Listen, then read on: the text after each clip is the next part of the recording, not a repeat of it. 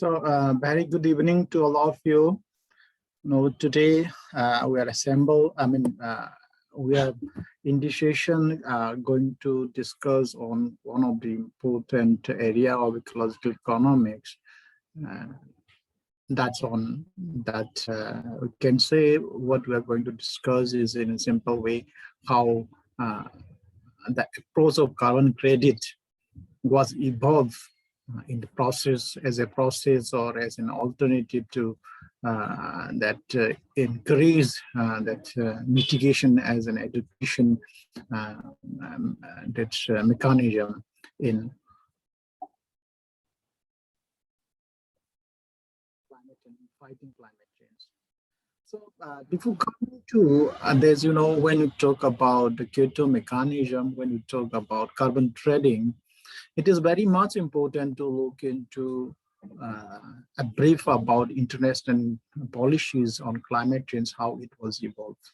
When we discuss about climate change mitigation adaptation course, when we have looked into some of that, but today I will bring it in a different way, because when we talk about particularly carbon credit and all that, that mechanism, it was an evolving process at the end.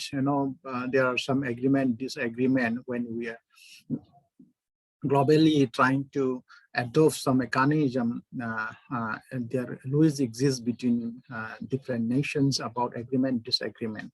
So to avoid all that thing, and those who have willingness to appreciate their initiative or the voluntary commitment, so there's some provision was brought by the International Organization. That is how carbon credit was come in the global mechanism of adaptation mitigation of climate change. So when we talk about climate change, we know what is the basic about climate change. When we talk about climate change policies and politics, we know it can be looked into.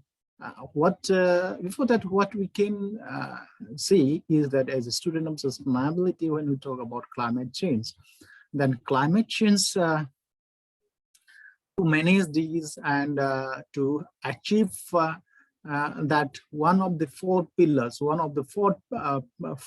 of sustainable development is very important, that is institutional pillars. So in fighting with climate change, we can look on those institution pillar into four major regimes. One is that's United Nations Framework Convention on Climate Change. Most of you are familiar, most of us are familiar with this word, and this Conference of the Parties and the Intergovernmental Panel on Climate Change and World Meteorological Organization. These four pillars, the institution play an important role in bringing all the nations together, taking an initiative, resolves all these issues and chaos and everything. So we have to understand what exactly this institutional regime plays in the context of this, in bringing climate change issues and in resolving those agreement and disagreement. So let us have a quick look into what are how it was involved. These four institutional pillars were involved. As we know, the United Nations Framework Convention on Climate Change, here we can say it's a convention. We as well we as well use the word convention. And then it was established in 1992 when we have welcomed that Rio conference. And in fact, in that time also, it took more than 2 years to make it to come into force. And the objective of this UNFCCC is, to stabilize greenhouse gas concentration in the atmosphere at a level that would prevent dangerous anthropogenic interference with the climate system. That shows that the role of this convention is, we are not saying that emission of carbon greenhouse gases will be stopped. The point is that we have to understand the limit. So as we know that as far as human in the planet, development activities will go on. So when we go on development activities, some pollutant, some pollution or some problem will exist. So those pollutant, for example, in this case of that emission of greenhouse gases needs to be stabilized or needs to be limited, and that is the objective of the convention. And second institution that play an important role is Conference of the Parties. It is the supreme decision-making body of the UNFCCC, United Nations Framework Convention on Climate Change, and this particular conference of parties in most of the countries across the world, they are 1 minute, please. So anyway, it is about to rain here. When you talk about climate change now in Delhi, and that's right. Anyway, so most of the nations, they are parties to member of this Conference of Parties. And this party is, established. Then that means Conference of Parties taken care about the procedure, implementation, and most of the administrative processes, technical administrative processes taken by all these parties. And since it's take care of most of the procedures, this has been taken. That means regular meeting is required. So they have 2 meetings in a year.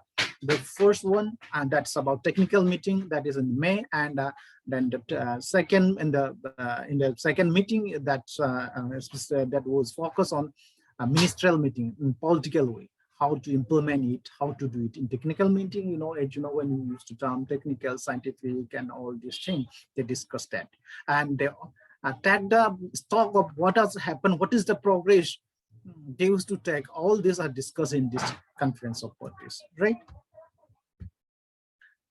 Then we know about the IPCC Intergovernmental Panel on Climate Change, which was even it's a Nobel Peace Prize. This is one of the organizations that received Nobel Peace Prize, and we know that our late scientist Archibald Suri was the head of this institution twice. So in fact, the Intergovernmental Panel on Climate Change is funded by a regular contribution from the parent organization, World Meteorological Organization, then United Nations Environment Program, and there are a number of countries that have enough wealth, so they also share to some fund so that when FCCC can run. So this IPCC measure objective work it is doing is that they regularly do research, and in fact what we can say, assessment work is regularly doing. What are the impact of climate change? So far, since 1998, it has produced 5 assessment report, and based on the latest publication in the literature, and it is a 6th one is will be published in 2022. It is going on when they are meeting in the that will take in global stock. Then global stocks will be taken in Paris in 2023. And if you really look into the report of different assessment report that are apolitical, they never bias in any of the issues what they have found. But implementation stage, there are some other phase we have seen. Then when we talk about climate change, the role of World Meteorological Organization is very important. This is the foundation organization. When we talk about climate change, they are the what we can say is it is the meteorology that gives you what is happening around the world, right? So World Meteorological Organization is also the important institution that takes care of that climate change. Then the other aspect, when we talk about after we have seen about the institutional mechanism, then let us have a look into how it was happening, how it was evolved. That can be looked into as per the publication of Daniel and Rajamani in 28. It can be looked into 6 periods. The first is the foundation phase. And the second is the agenda setting phase, 1985 to 88, then pre-negotiation period, then the constitutional period, and then a regulatory phase, and a second constitutional phase. When in 1970s, we know that there are a number of environmental degradation that was in peak. We have already talked about that in that time. Then scientists started to look, or they also find out that, okay, climate change is happening. At the pre-industrial period, climate change is happening because when technologies advance, then when computer, programming are started in advance in developed countries, they have looked into started especially that that modeling play an important role in that. From those kind of approach of modeling and this kind of technical study found that, okay, climate change is happening since pre-industrial, post-industrial era. So this is how emergence of science concern then started to think on why it is happening, how we have to stop it, how we have to limit it. Then the agenda setting phase. In this time, 1985 to 88, most of the Western scientists, they are very developed country, they have enough money, and they can do research. They spend a lot of money in research, as we know that. So those scientists, they started to share their finding among themselves, started to discuss in different forums, different scientific forum, even in the level of United Nations. And that way, different nations have taken, different initiative. So in that way, they started to think on what kind of action has to be taken that started in different level. So that's called 1985 to 88 is setting. Then, especially in that time, we know ozone hole was there, that also. This is how when agenda started, people, scientists across the world, they share among themselves what are their finding, and that way agenda was started and the future planning, right? So I will not go into details. And pre-negotiation, when first scientifically it has proof in the first phase in 1970s, and it is beginning that it has proof. We are able to understand from this computer simulation and other space scientists that climate change is happening. The second phase, then different authors, different academic scientists started to share their finding, and it started to think, to discuss at different forum, even up to the level of United Nations. And from that, then international community comes together, what we have to do. This, especially in this particular 2 years, 1988 to 1990, as per author, that time it is a pre-negotiation phase. Early international response. Before that, the response was, as you have seen in that, what I have seen in I have shown you in the slide, that it was most of the happening workshop, then conferences, and then the scientific study was, concentrated into developed countries only. Now, that needs to be taken at international, global community for efforts. So in that way, during 1988 to 1990, then a number of, especially that state organization, nations, United Nations, they started to play an important role. Before that, it was by different organizational institutions. So in that way, 1988, IPCC, Intergovernmental Panel on Climate Change, was established by World Meteorological Organization, United Nations Environment Program, and UNF.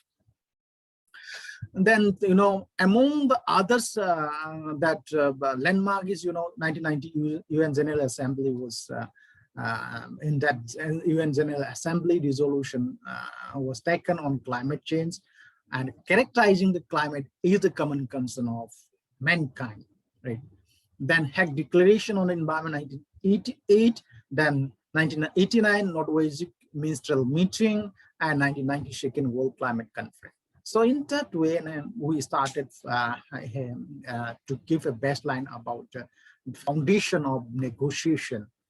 So by the 1990, end of 1990, now you've 1993 basic dynamic in the climate change negotiation, that today still it exists, emerged. First is as I told you, when you talk about climate change, how it is happening. So blame game started since then. First, industrialized countries between support and opponents of binding qualitative limits on greenhouse gases. It was from that beginning, from that initiating, even before we have taken the international common efforts that started, right? Second, division between industrialized and developing countries over their respective responsibility for addressing climate change, since it is even today also, and sometime the USA is also agreed, okay, we'll do that. And sometimes some countries said, oh, we will not do that. In that way, it was evolved from the beginning.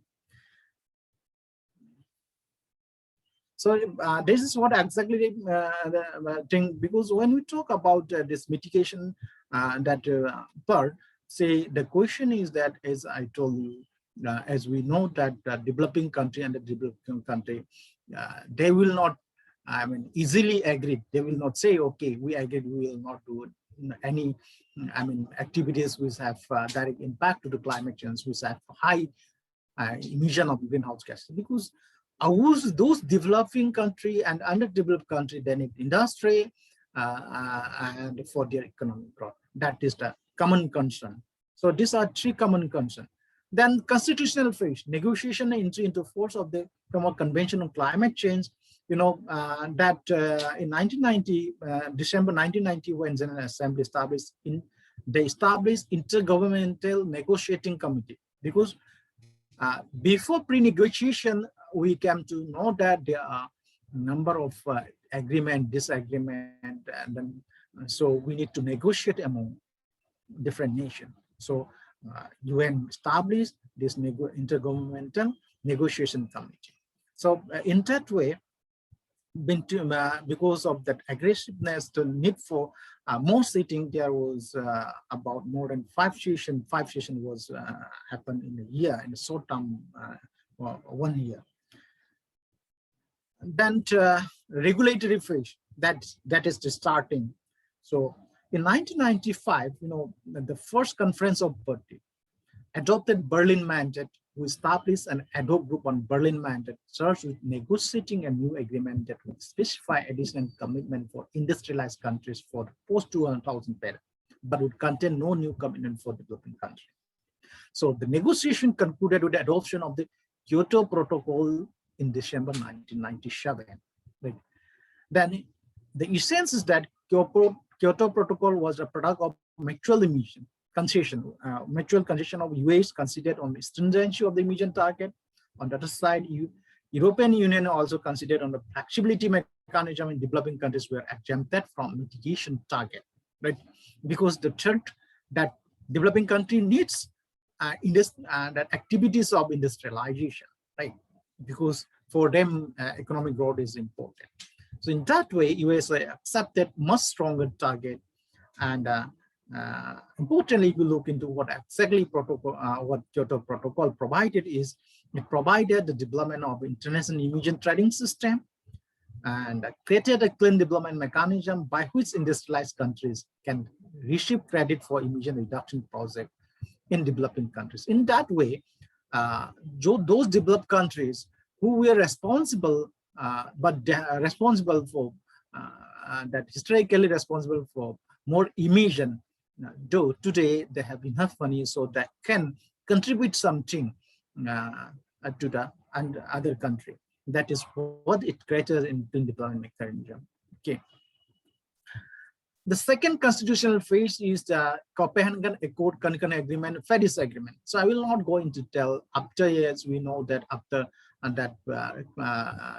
till 2000, and that particular Kyoto Protocol was not effectively able to implement it. And up to 2000, then there is some common consensus started, and some progress was seen. Then and that's why it was followed because of those whatever we have seen experience during those 7-8 years. Then international community comes into more accord like Copenhagen Accord, Cancun Agreement, Then latest one is Paris Agreement in 2015, right? So I will not go into what Copenhagen Accord, a number that talks about what developed country wants and what developing countries has to do, how developed countries has to take an important role, and all that thing was there. I will share this thing. So here, the Copenhagen Accord here we need to bring is here is, it created a green climate fund, incorporated financial promises from developed to the developing world, and launch a technology mechanism. But there is no formal legal standing in the framework convention on climate change process. Then after 1 year, that is Cancun, the parties agreed to incorporate the core compromise contained in Copenhagen Accord into the process of FCCC, right? This is the big, good progress in that. So it followed by, we had COP17 in Durban in 2011, and these are some. At last, what we'll see is, say that particular point here is, and after Warsaw, year of Doha parties began to construct the building blocks of the 2015 climate agreement. In that, parties were invited to initiate or intensify their preparations for their intended nationally determined contribution, that to be submitted in 2015. Here we have to understand here that issues in that time is, what is contribution? Nationally determined contribution. First, whether contribution has to be taken as an open scope, that is limited to mitigation, that is going to be limitation to mitigation only, because as many developed countries refer, or could also include adaptation, right? Finance, technology, transfer, or capacity building contribution, as most developing countries favor, right?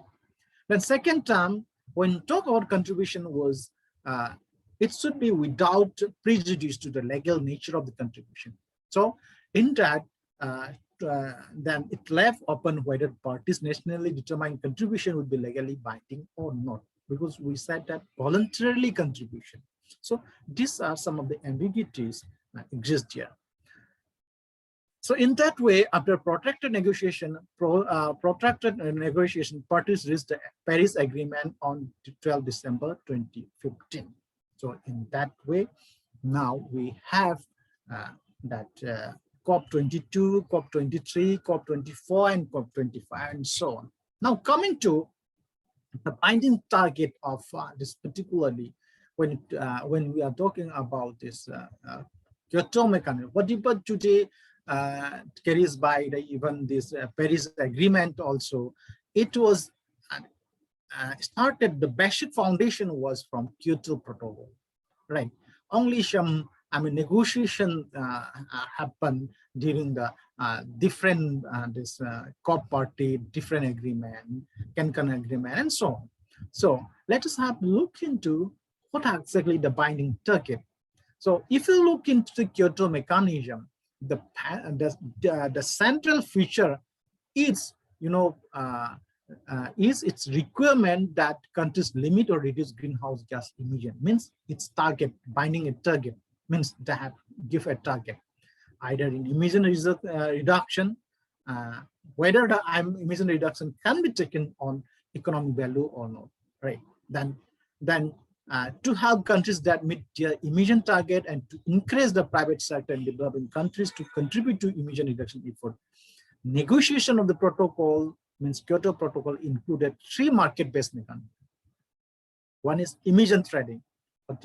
Then second is the clean development mechanism, and the third one is joint implementation, right? So these are the some of the mechanism which is followed by this Kyoto Protocol, which is a product of Kyoto Protocol. Then, see, one of the important, it will come. Okay. When we look into clean development mechanism, which is defined in Article 12 of the protocol, it allows a country with an emission reduction or emission limitation commitment under the Kyoto Protocol, Annexure B30 to implement an emission reduction project in developing countries. Means an action B, but it means industrialized country. So such project can earn stable certified emission reduction credit. It's equivalent to 1 ton of carbon dioxide, which can be counted towards meeting Kyoto target. So in that way, ecological economics enter in this process of that international climate change policy, right? So the first global environmental investment credit scheme of its kind, providing standard emission offset instrument is what? That is certified emission reduction. So this clean development mechanism project activity, it might involve, for example, I'm giving some of the story later on, a rural electrification project using solar panels of the installation of more energy efficient boilers, right? So these are some of the examples. So this certified in emission reduction can be traded and sold. That can be used by industrialized countries to meet a part of their emission reduction target under the Kyoto Protocol, because all nations has to achieve their target. If they are not able to achieve their target in their home country, then some activities can be taken up in underdevelopment and in other country that can be used or traded and sold. So the clean development mechanism is the main source of income for the UNFCCC adaptation fund, right? Which was established to finance adaptation projects and programs in developing countries parties to the Kyoto Protocol that are particularly vulnerable to the adverse effect on climate change. So in that way, so international levels from we are funding to the other countries which are in need.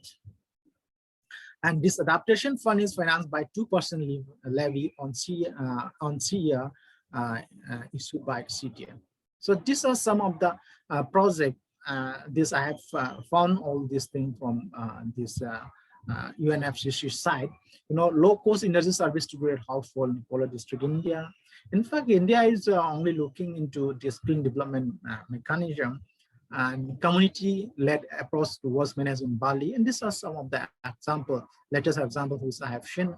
You will find out in that the website of the CDM website.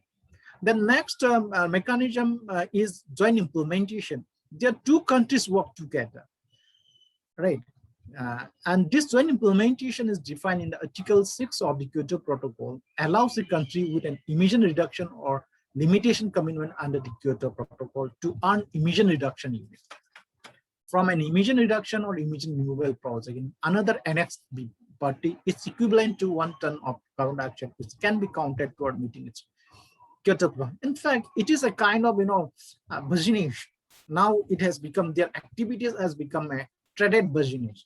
So joint implementation offers parties a flexible and cost-efficient means of fulfilling a part of their Kyoto commitment, while the host party benefit from foreign investment technology transfer. For this, some of the eligibility and approval is a joint implementation project must provide a reduction in emission by the source or enhancement of renewable by sinks that is additional to what would otherwise have occurred. Project must have approval of the host party, means that host country and participant have to be authorized to participate by party involved in project. So a project starting as from the year 2000 may be eligible as joint implementation project if they meet the relevant requirements. Basic requirements are available in that website.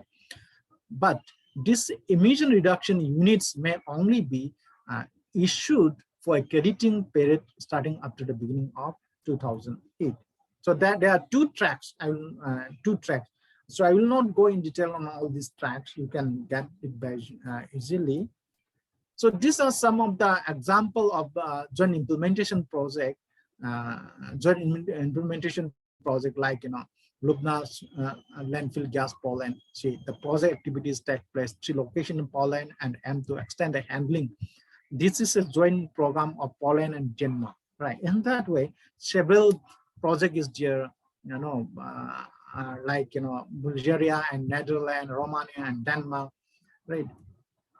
So in that way, different countries they are implementing project in as a GI. Then next is emission trading. When you talk about emission trading, you have to look into under this emission trading, then greenhouse gas emission has become as a new commodity, like at the commodity. Then many more trading units are introduced. And then in that, when you talk about trading, it needs to have a particular timeline. That is a committed period that's specifically reserved for that for trading purpose. Then there need to be a relationship to domestic and regional emission trading scheme also. So when we talk about greenhouse gas as a new commodity, in that that annex parties, industrial party, have accepted targets for limiting or reducing emission. These targets are expressed as levels as of allowed emission or assigned amounts at over, particularly this 2008 to 2012 comment period. These allowed emission are divided into assigned amount units, because that they can be traded. Emission trading is that is a set of Article 17 of Kyoto Protocol. It is under that article allows countries that have emission unit to spare. If they have the spare unit but do not use, they can be set, right? Then in this way, this is how this greenhouse gas emission trade has become a commodity, and this is kind of emission. This trading is called carbon market. That way, that greenhouse gas emission is, when we talk about climate change.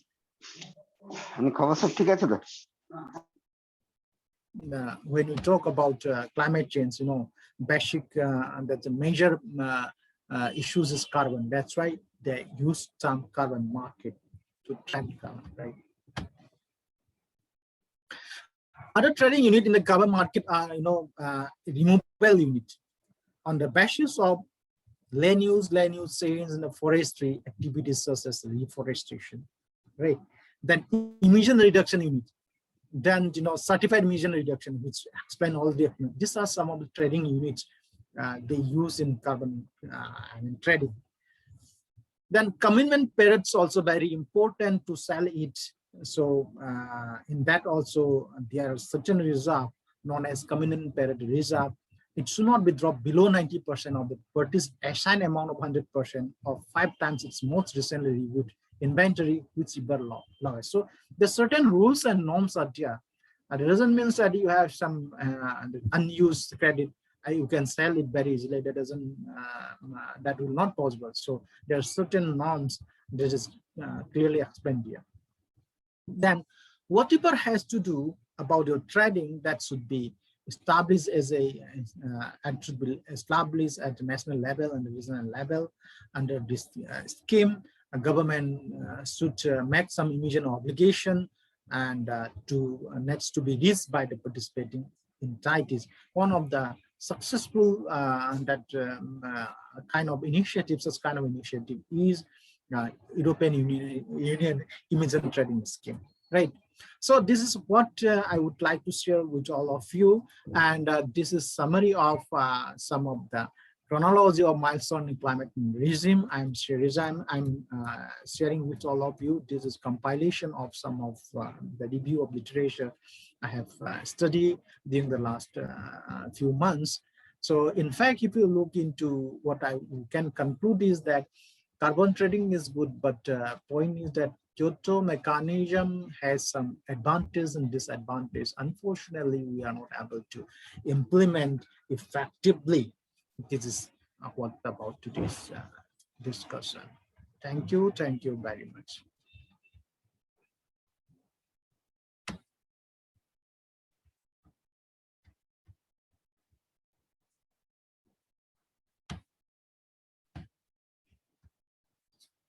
So we can have